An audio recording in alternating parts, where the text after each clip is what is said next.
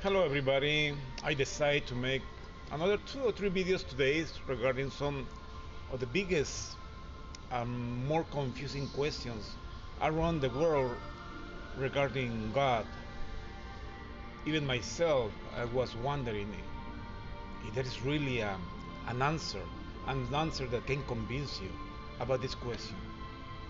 Is God cruel?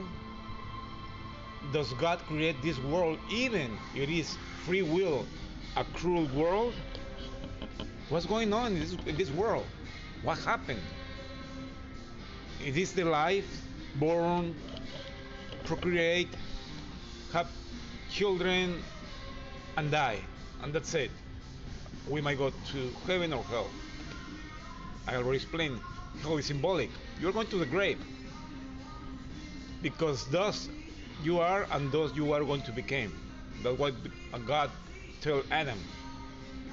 So okay, let's explain a little bit this about if God is cruel or we are just living in a world because God's enemy, Satan the devil, is making this world evil.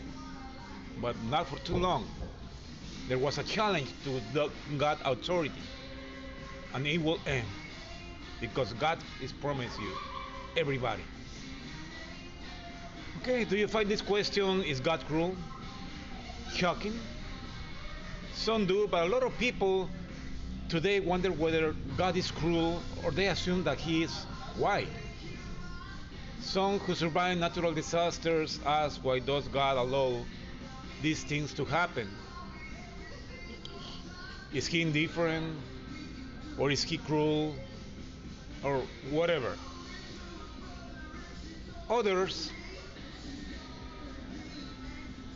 others are similarly troubled when reading the Bible. They come up such accounts as the one about Noah and the flood, and they wonder why would a loving God put all those people to death?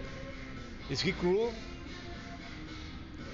Do such questions occur to you at times? Or do you find yourself unable to give an answer to those who wonder if God is cruel? In either case, consider a different question that may help. Why do we hate cruelty?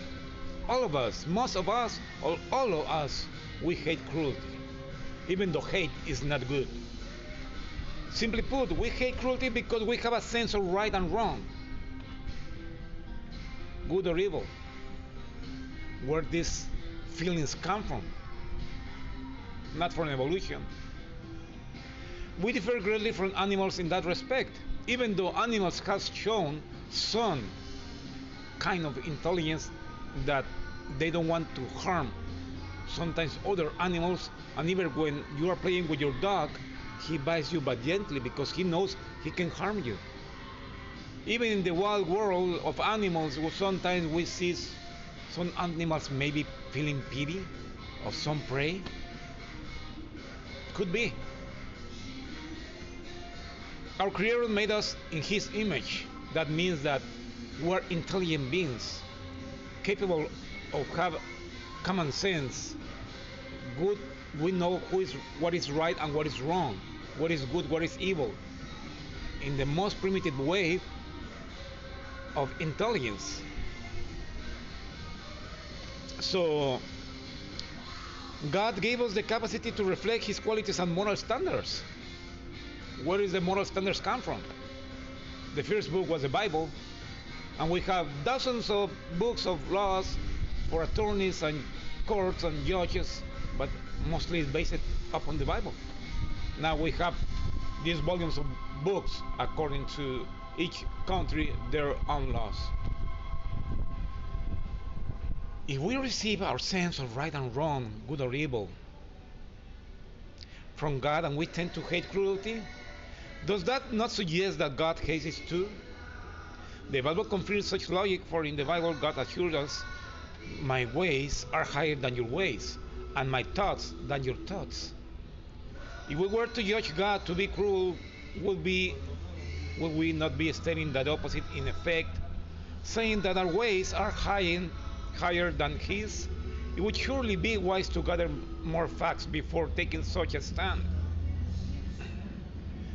Perhaps we should ask not whether God is cruel, but why some of his actions may appear to be cruel. To help us, let us consider what cruel really means. When we call someone cruel, we judge his motives. A cruel person is one who enjoys seeing others suffer or who is indifferent to their distress. Indifference and enjoying other human beings or even animals' cruelty. This is what we call evil. Does a father who disciplines his son because he enjoys hurting his son's feelings is cruel? But a father who disciplines his son to instruct or protect him is good. Motives are easily misunderstood, as you will know if anyone has ever misjudged you.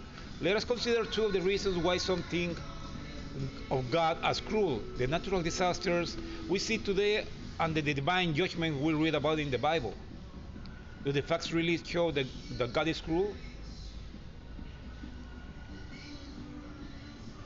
Natural disasters evidence that God is cruel. Earthquakes, tornadoes, hurricanes. What you may hear, God rules the world, so he causes natural disasters, therefore he must be cruel. That's what most people think. What the Bible says, the whole world is lying in the power of the wicked one. 1 John 5:19, who is the wicked one? The Bible identifies him as Satan. Matthew 13:19, Mark 4:15. Is that far-fetched? Think of this: if Satan has power over the world, then they influence humans to be as selfish, greedy, and short-sighted as he is. Would that not help to explain why man so badly mismanaged his own environment on the earth? Many experts warn that mismanagement of the environment may play a role of natural disasters, whether by causing them, worsening them, or making human society more vulnerable to them. Then why does God allow Satan to have such influence? The answer goes back to the dawn of human history, when our first parents rebelled against God as a ruler. Most of mankind has followed the same course ever since.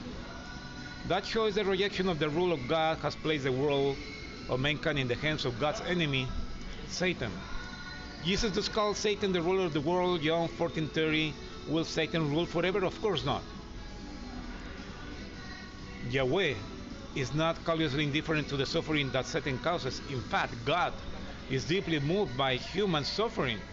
For example, concerning the hard times that befell the nation of Israel, the Bible says of God, during all their distress, it was distressing to him.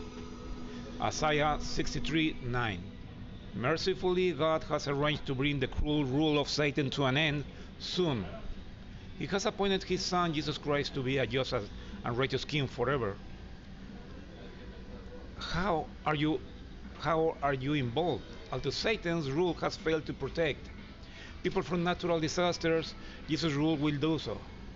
Jesus once acted to protect his disciples during a violent storm. The Bible account says, he rebuked the wind and said to the sea, "Hush, be quiet." And the wind abated. And a great calm set in. The disciples said, "Who really is this?" Because even the wind and the sea obey him. Mark 4:37-41. The incident gave us some confidence that Jesus will protect all obedient mankind during his rule as king. Daniel 7:13 and 14.